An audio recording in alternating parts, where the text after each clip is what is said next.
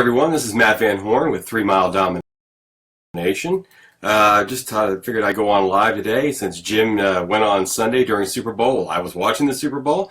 I figured it was time for me to come back on and talk a little bit about follow-through. For those of you who watched the Super Bowl like I did, and were hoping for a meteor to come out of space and hit the New England Patriots, and Tom Brady in particular, since I'm a Dolphins fan, that didn't happen. But what we did watch is an absolute train wreck in the fourth quarter.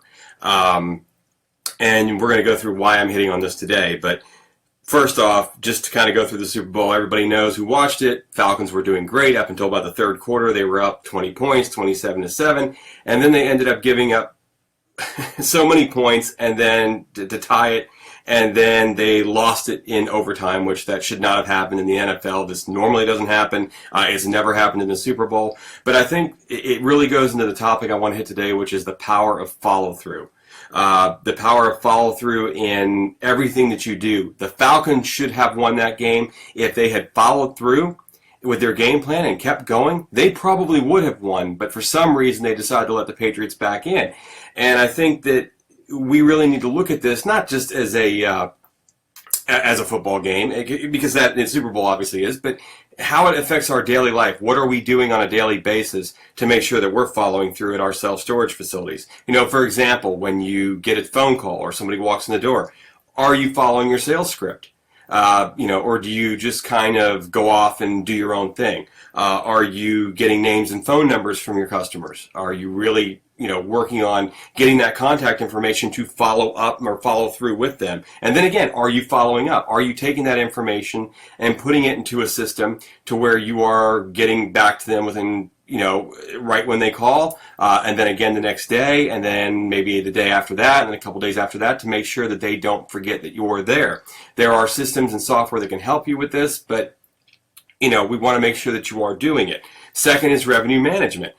Have you installed an actual revenue management system into your facility to follow through? If somebody came in, are they getting regular rent increases? Is it being done automatically? Are they doing it? Again, or are you still going back to the old way where you're just going through all of the, tenants that you have whenever you want to, and it's not being done automatically? Your manager's helping you with this. You're going through and picking up people who maybe shouldn't get increases, or somebody that's had something happen to them, instead of doing it automatically so you can follow up. And again, are you reviewing your street rates? Are you doing your comp studies? Are you following through and implementing what's going on in the market into your rates? It's okay to be the highest. I would suggest that you are, as long as you're following up with your sales technique and everything else. Third, are you marketing? Are you tracking your marketing costs? Do you know what you're doing? Do you know where it's going? Are you tracking the leads, and then how many of those leads you convert as they come in? Are you tracking which of your managers are actually converting these leads? So it's not necessarily to come down on any one person, but you want to know that your money is giving you a return on your investment. So you need to make sure that not only is the marketing itself going out there for your storage facility and bringing people in, but also that the people behind the counter are taking those leads and closing them for you. So that's really where the return comes in on the marketing. The marketing could be great, could be bringing everybody in, but if you're not closing those people, again, it goes to follow through, going through your scripts, making sure everyone's doing it step by step, it could really be hurting you. And then, again, are you following up with your customers in terms of when they call? Are you getting back to them? If they come in with a problem, are you getting back with them? Things like that really matter. And then, 5, maintenance issues. Are you making sure your gate's in good working order? Your security cameras are in good working order? Your computers are fairly up to date and they work well? Your software is working well? If a customer comes in and says, my door's not working, or I have, there's a hole in the asphalt, anything like that, are you up and working on that? And at the end of the day, these are the kind of things that really push you from being a good facility to a great facility.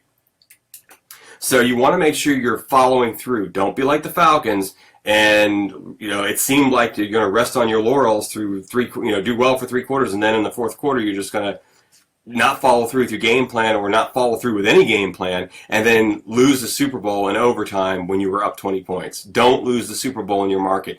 Be the person at the facility that follows up, does what you need to do, and gets the rentals so no one else gets in there. You don't want to leave the door open, just like the Falcons did for the Patriots. You want to slam that door. Don't leave it open for another self-storage facility or your customer to call another one down the street or a mile away, or the 3 other ones or 10 other ones that are within 3 miles of you. Don't let your customer do that. Get them in there now.